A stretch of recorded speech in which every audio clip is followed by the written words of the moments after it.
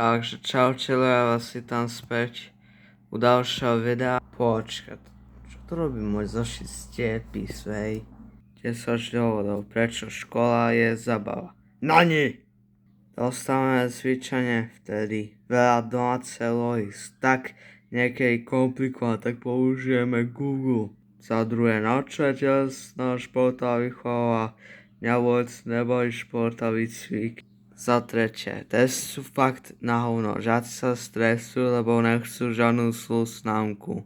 Tento je najviac pravda. Keď ja neklamem. Ne, ja neklamem. Tento je naozaj najviac pravda. Keď sa z toho môžu strašne stresovať. Za štvrté, projekty. Mám doniesť obrovský papier a písať lomeno kresliť pičoviny. Za piaté, veľa hlúpých šikanovačov.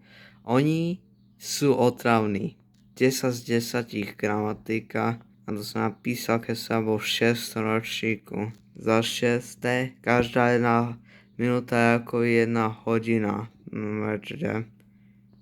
To je popelec, proste to je škola.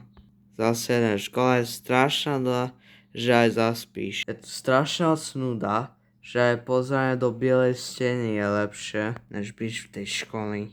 Za 8, skoro všetko, čo sa učíš, je na nič v dospelosti, áno.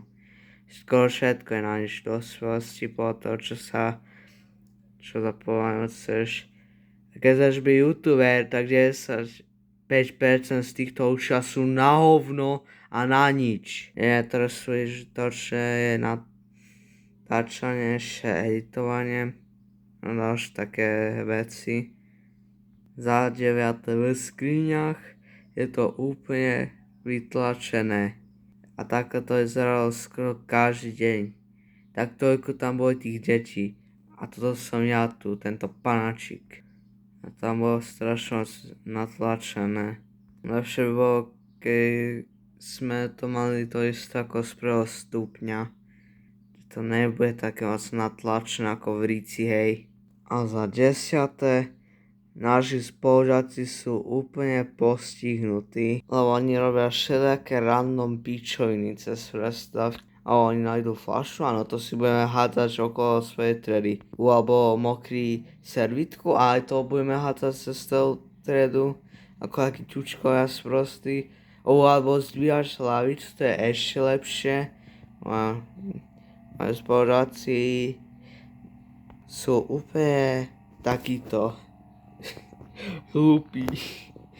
Takéto veci oni robia každý deň. Okrem soboty a nedelu a sviatky, samozrejme. Dobre, na čo som čítal túto kokočinu, ktorú sa napísal vo 6. ročníku?